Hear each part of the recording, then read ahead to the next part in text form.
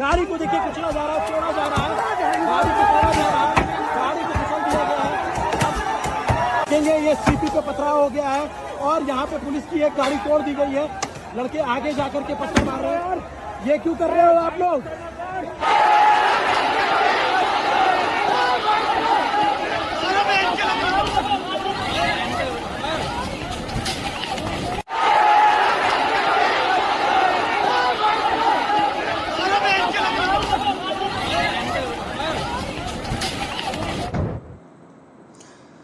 আমি গতকালকে আপনাদের সামনে একটি লাইভ ভিডিওতে বলেছিলাম, লাইভে এসে আপনাদেরকে বলেছিলাম যে হঠাৎ করে যেভাবে রাতারাতি লোক জমে গেছে যন্ত্রমন্ত্রে তা আমাকে অবাক করছে। আমি স্টার্টিংয়ে আপনাদেরকে বলেছিলাম যে এ তো ভয়ঙ্কর লোক বেড়ে গেছে, 10 গুণ লোক বেড়ে গেছে। আমি জানি না যে আজকের কথা বলেছিলাম যে পার্লামেন্টে কি হবে, আর আজ আপনারা দেখলেন যে লাস্ট 15 বছরে যেটা মোদি গভর্নমেন্টের টাইমে হয়নি সেই জিনিসটাই ঘটলো। দেশের প্রধানমন্ত্রীকে গাড়িতে করে পার্লামেন্টের পেছন গেট দিয়ে বেরিয়ে যেতে হলো। প্রোটেস্ট এত ভয়ঙ্কর হয়েছে যে পার্লামেন্টের কাছে এই প্রথমবার ককরোচ জনতা পার্টির নামে যে প্রোটেস্ট করছে সেই ছাত্ররা প্রায়, মানে ছাত্র বলবো না কি বলবো আমি জানি না, কারণ তাদের যে ভিডিও আমি প্রথমেই আপনাদের সামনে প্রেজেন্ট করলাম, এটা দেখে কোনো অ্যাঙ্গেলে আপনাদের মনে হলো যেটা প্রোটেস্ট চলছিল? কিন্তু তারা পৌঁছে গেছিল আজকে পার্লামেন্টের গেট পর্যন্ত। কি করতো পুলিশ প্রশাসন, কি করতো যদি আজকে পার্লামেন্টে তারা ঢুকে পড়তো? তো কিছু করতে পারতো না। আর কেন করতে পারতো না সেটারই আজকে আমি আপনাদের সামনে এক্সপ্লেন করব, কারণ বিষয়টা হালকাভাবে নেওয়ার নেই। আমি এই কথাই গতকালকেও বলেছিলাম এবং আজকের লাইভেও আপনাদের সামনে বলছি যে বিষয়টা হালকাভাবে নেওয়ার নেই, জল মাথার ওপরে বেরিয়ে যাচ্ছে। আর এই যে প্রোটেস্ট আপনারা দেখছেন, এই যে ভিডিও আমি পাশে আপনাদের সামনে স্ক্রিনে চালাচ্ছি, দেখুন কিভাবে একটা প্রাইভেট গাড়ি ভাঙা হচ্ছে, পাথর ছোড়া হচ্ছে, ভালো করে দেখুন পাথর ছোড়া হচ্ছে। রিপোর্টাররা কোয়েশ্চেন করছে যে ভাই পাথর এটা কেন করছো, পাথর কেন ছুড়ছো? পুলিশকে ফেলে মারা হচ্ছে। এটা পিস প্রোটেস্ট চলছে? এটা পিসফুলি প্রোটেস্ট চলছে না।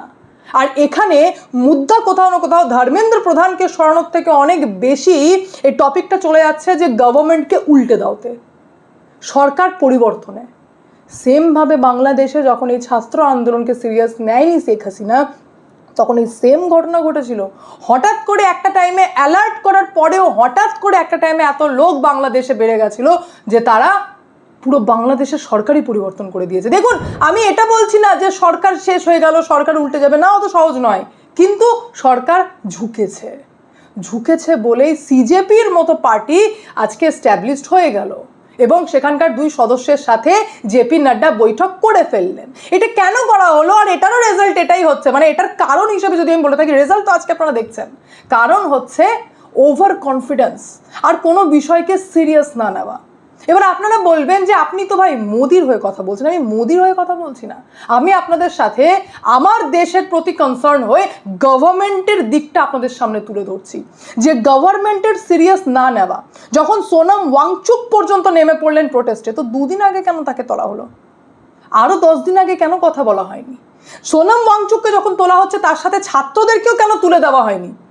সিভিল ড্রেসে যখন পুলিশরা গিয়ে সোনাম ওয়াংচুককে তুলছে তখনই কেন ম্যাটারটা আরও আগে কেন সিরিয়াস নেওয়া হয়নি? যখন চিড়িয়াচুনগে ক্ষেত তখন সিরিয়াস নেওয়া হচ্ছে। এই করেই কিন্তু, আর সব থেকে বড় কথা ওভার কনফিডেন্স। এ তো ককরোচ জনতা পার্টি, একে সিরিয়াস নেওয়ার নেই। সিরিয়াস নেওয়ার নেই, কিন্তু যে ডিম্যান্ড তারা বারবার করছে ভাই ফুলফিল করে দিলেই তো হতো।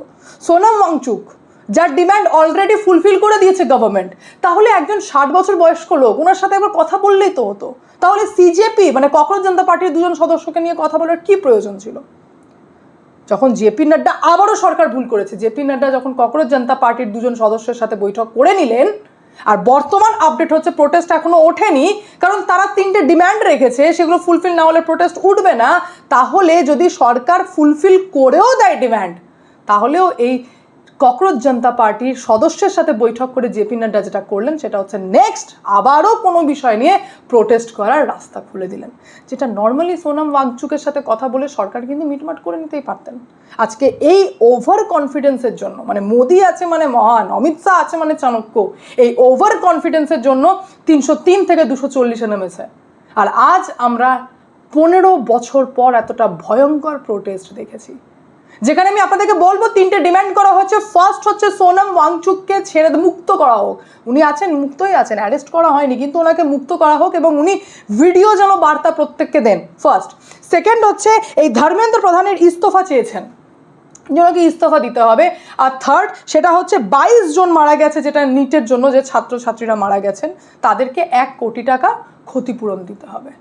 ডিমান্ডে কোনো ভুল নেই। ধর্মেন্দ্র প্রধানকেই যখন ইস্তফার কথা প্রথম থেকে যদি সিজেপিকেই সিরিয়াস নিতে হয়, ককরোচদেরকে সিরিয়াস নিতে হয়, তাদের কথাকেই যদি সিরিয়াস নিতে হয়, তাহলে ধর্মেন্দ্র প্রধানকে ইস্তফা করাতে কি প্রবলেম? আমরা তো এটা সত্যি দেখছি যে একটা সামান্য ব্যাপার, এটা সামান্য ব্যাপার।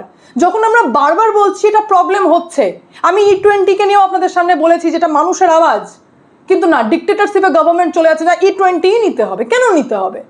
আর যদি নিতেই হয় তাহলে আপনারা বোঝাতে পারছেন না, তাহলে ভালো করে ক্ল্যারিফিকেশন দিতে হবে ওই ম্যাটারে। ধর্মেন্দ্র প্রধানের এখনো ইস্তফা হবে না কেন? আজকে না হওয়ার জন্য কতগুলো পুলিশ ওইভাবে মার খেয়েছে, প্রাইভেট গাড়ি ভাঙচুর করা হয়েছে, একটা অস্বস্তিকর পরিবেশ, ট্রেনে পর্যন্ত পাথর ছোড়া হয়েছে। এর থেকে কি বুঝলেন যে যারা ধর্মেন্দ্র প্রধান এবং যাদের আন্দোলনটা সঠিক পথে, তাদের সাথে বেশ কিছু অ্যান্টি সোশ্যাল মিশে গেছে, সেই কারণেই তারা পাথর ছুঁড়েছে, পুলিশকে ফেলে মেরেছে, মারধর করেছে, কারণ অ্যান্টি সোশ্যাল মিশে গেছে। একটা সেকশন বলছে ধর্মেন্দ্র প্রধানের ইস্তফা চাই, আর একটা সেকশন রেডি হয়ে গেছে যে আমাদের মোদির ইস্তফা চাই। তাহলে এই যে প্রোটেস্টটা কোথাও না কোথাও অ্যান্টি ন্যাশনালের দিকে চলে যাচ্ছে, অ্যান্টি ইন্ডিয়ার দিকে চলে যাচ্ছে। হ্যাঁ ভাই, আমার দেশের সম্পত্তি যখন ভাঙচুর করা হবে আমার চোখের সামনে, তখন আমি তো বলবো অ্যান্টি ইন্ডিয়া মুহিম চলছে, আর তাই চললো আজকে আমি দেখলাম। আর এটা কেন হলো? এটা সরকারের পুরো ব্যাপারটার ওভার কনফিডেন্স যে আমরা তো ঠিক পথেই আছি। আর সেকেন্ড হচ্ছে সিরিয়াস না নেওয়া, যার রেজাল্ট আজকে আপনারা দেখলেন। প্রোটেস্ট এখনো ওঠেনি। তার থেকেও বড় কথা হচ্ছে, এবার আমি আপনাদেরকে জানাই যে ধর্মেন্দ্র প্রধানকে যদি প্রথমেই সরিয়ে দেওয়া হতো, কারণ আমরা বারবার বলছি পেপার লিক হয়েছে, তাহলে সেটাকে ধামা চাপা দেওয়ার জন্য, মানে আমি এটাকে ধামা চাপার চোখেই দেখব যে ফরেন কন্ট্রিবিউশন হচ্ছে। ঠিক আছে, ফরেন কন্ট্রিবিউশন হচ্ছে, দেশের মানুষ মেনেছে, আমরা মেনে নিলাম ফরেন কন্ট্রিবিউশন হচ্ছে, সেটা আলাদা বিষয়, কিন্তু পেপার লিক আলাদা ব্যাপার। সেটা হয়েছে, পেপার লিক হয়েছে, প্রোটেস্ট চলছে, মানে ফরেন কন্ট্রিবিউশন আছে, এই দুটোকে গুলিয়ে ফেলার কিছু নেই। তার মানে জিনিসটা এমন জায়গায় যাচ্ছে যে সত্যিই যদি ফরেন কন্ট্রিবিউশন থেকে থাকে, তাহলে ককরোচদের মধ্য থেকে উঠে এসে বলবে যে আমরা কিছু বললেই সরকার বলছে ফরেন কন্ট্রিবিউশন হচ্ছে, আমরা কিছু বললেই সরকার বলবে রাষ্ট্রদ্রোহী কাজ আমরা করছি। কিন্তু যেটা কি করছে, যেটা কি চলছে, যেটা হচ্ছে, আজ পার্লামেন্টে 5টা বলতে পারেন বিগ বিল প্রেজেন্ট হওয়ার ছিল। টোটাল যদি বলে থাকি তো 7টা, 2টো পেন্ডিং রয়েছে, আর ভীষণ ইম্পর্টেন্ট বিল যেটা ইন্ট্রোডিউস হবে সেটা হচ্ছে আরও বাকি 5টা।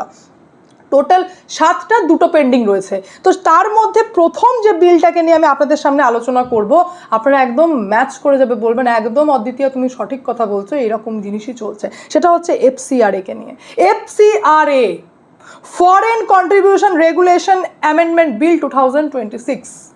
এই ফরেন কন্ট্রিবিউশনকে নিয়ে কিন্তু 1976-এ ইন্দিরা গান্ধীও কথা বলেছিলেন যে প্রোটেস্ট যখন ভারতে হয় তখন বেশ কিছু অ্যান্টি সোশ্যাল সেই প্রোটেস্টের মধ্যে ঢুকে গিয়ে প্রোটেস্টের মুদ্রাটাই ঘুরিয়ে দেয়।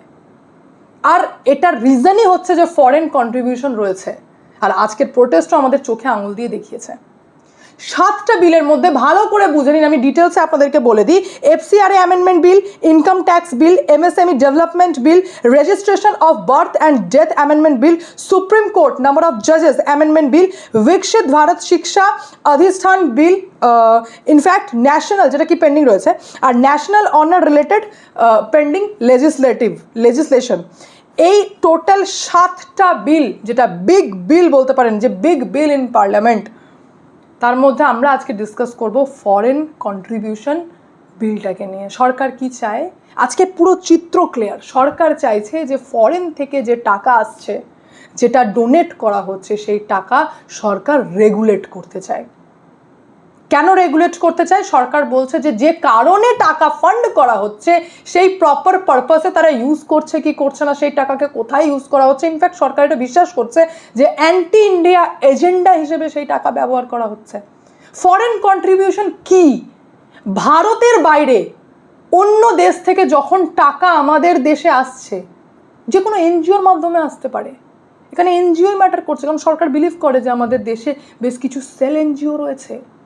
বাইরে থেকে যখন কোনো টাকা ঢুকছে সেটা হতে পারে ফরেন গভর্নমেন্টের মাধ্যমে হোক, ফরেন সিটিজেনের মাধ্যমে হোক, ফরেন কোম্পানির মাধ্যমে হোক, ফরেন চ্যারিটিজের মাধ্যমে হোক, যখন টাকা ভারতে ঢুকছে তো সেই টাকাকে সরকার রেগুলেট করতে চায়। এই বিলই আনতে চলেছেন। তো আজকেই আপনারা দেখলেন প্রোটেস্টের বাহার